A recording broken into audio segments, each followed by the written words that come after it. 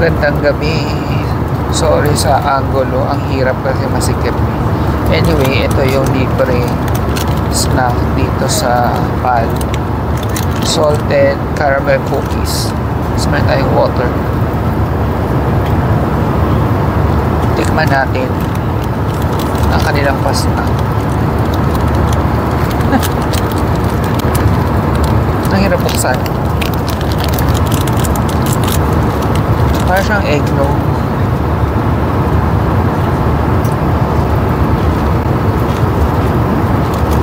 Sarap. Masarap siya. Tapos may mga caramel bits siya. Yan, makikita nyo yan. Yan o, caramel bits. Bits. Bits. Kaya masarap. Okay naman. Medyo natakot lang ako kanina nung take off. Maano kasi, maulap. So, ma-turbulence. Tapos delayed ng mga 25 minutes. So good luck naman. Anong oras na kami darating sa Port Barton?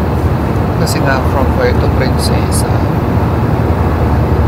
mga 4 to 5 hours siguro yun, kasi kami mismo yung magdadrive eh. Pag naka-van, 3 to 4 hours. Eh syempre yung mga van drivers doon, kabisado yan. Kami hindi naman namin kabisado. So baka mga 4 to 5 hours ang aming biyahe.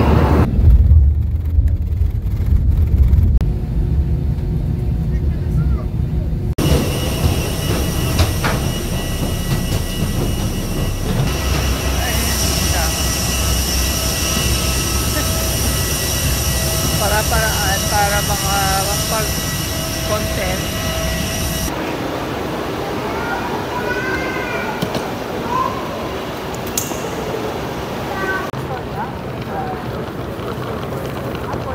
Nakalabas na kami ng airport. Yan, dito na inirent naming car. Last and final call, Asisa. Si ate. Sila yung may-ari ng rent-a-car. So ayan na, andito na yung nirent naming car. Ayan, yung puti.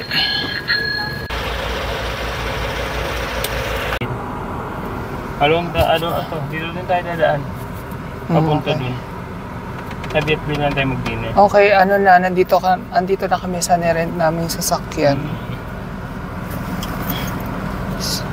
Medyo ano lang, ang daming kailangan pala. Chinek pa kung may gas-gas yung ilalim ng unahan. So pag may nagas-gas, bayad kami. Eh, yung pupuntahan pa naman namin ay Rough Road, Port Barton. Bukas na tayo mag-car tour kasi gabi na, hindi nyo na rin makikita. So, kami ay naghanap ng restaurant na pwede naming makainan. Ako muna magdadrive. Dito naman yung aking lisensya. Ako naman palabas. Saan ang papunta? Ang palabas dito. Saan? Kaliwa ka na lang. Aray, ang ano ng brake, Diyos ko. As in, Oo.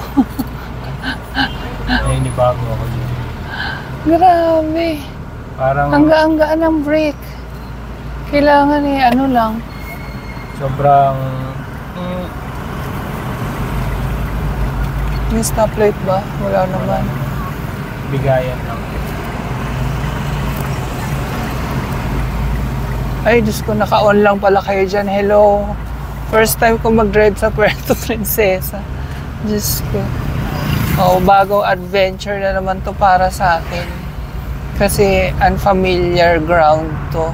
Plus, unfamiliar car. Medyo familiar naman kasi Ay, ano, sort of. Mirage. Mirage. Pero ang gaan-gaan ng gas saka brake, Diyos Parang ko. sa driving school. Kailangan pitik-pitik lang. Hindi pwedeng apak-apak talaga. Sa atin kasi talaga ang ganda mo. Kahit naman nung bago yun, hindi ganito kagaan. Magaan. First stop namin ay Caltex pala. Hindi mo nakain kasi kailangan ng gas. 69 per liter dito. My gosh. Pero Caltex to. Kaya mahal din. Pero nung pa full tank na rin kami para sure. Ayan, so dito kami kakain. Unang meal namin sa Puerto Princesa. Dalawang piso. Ayan ang menu nila.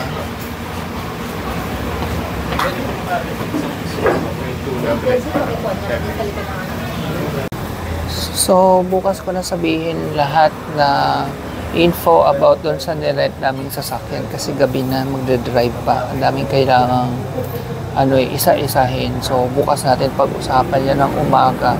Isabay ko na rin yung car tour. 2024 pala yun, hindi 2023. 2 months pa lang daw yun sa may-ari. So, hintay lang namin yung aming order na seafood chow long, tsaka isang tuna bread, tsaka isang cheese bread. Ayan na ang ating seafood fa. Sorry, medyo madilim na, gabi na. Ito naman ang cheese bread, 60 pesos, 120 pesos, 70 pesos yung tuna bread. Kasi yung tuna, hindi ko makita. Pero mabango, in fairness. Alright, mainit-init pa pati yung spoon, naka-sterilize. So, ayan, tikman natin.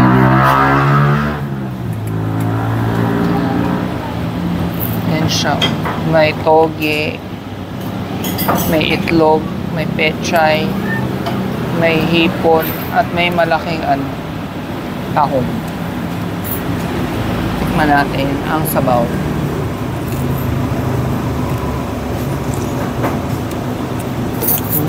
Manamis-namis na maalat.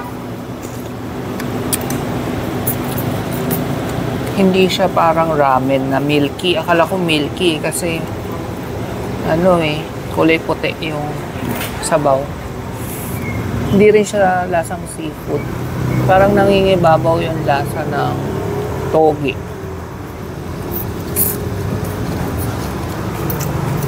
Lasang toge yung broth. Parang lang ako ng itlog.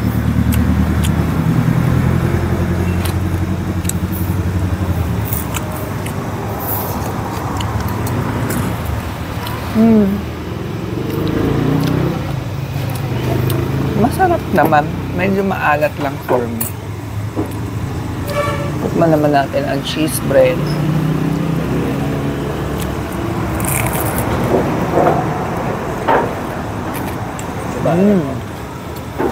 Yung cheese bread naman, para siyang may margarine na may asukal. Yung kulay pink. Di ba? Pink yun. Yung star margarine na may asukal. Tapos nilagyan ng cheese.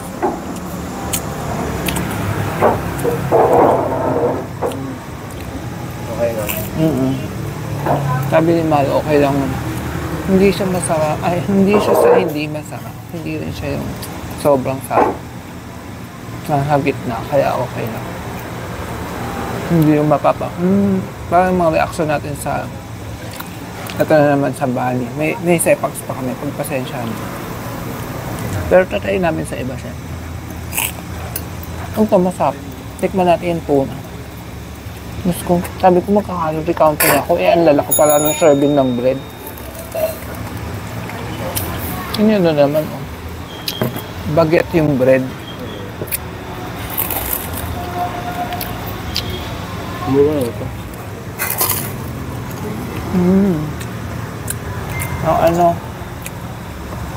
Mas gusto ko yung tuna. Parang tissue. So far, itong tuna ang gusto. Ayan siya. 70 pesos. Tapos baguette.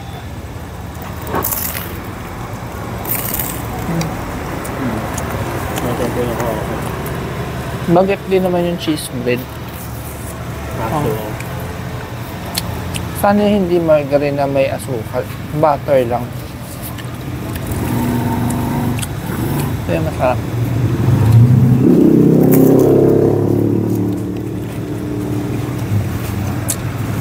Hindi ako masyadong hihigop ng sabaw kasi bawal ako sa masyadong sodium. And di ba sabi ko sa inyo, medyo maalat. May kikiyam siya.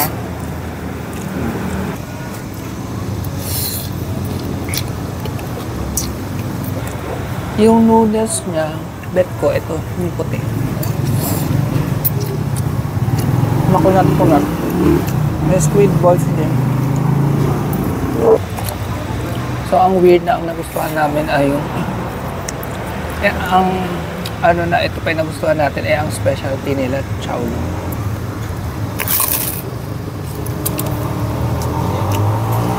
Off nito. 70 pesos. Magkano yung total bill natin? 250. Ha? 250 yung total bill natin. Walang price.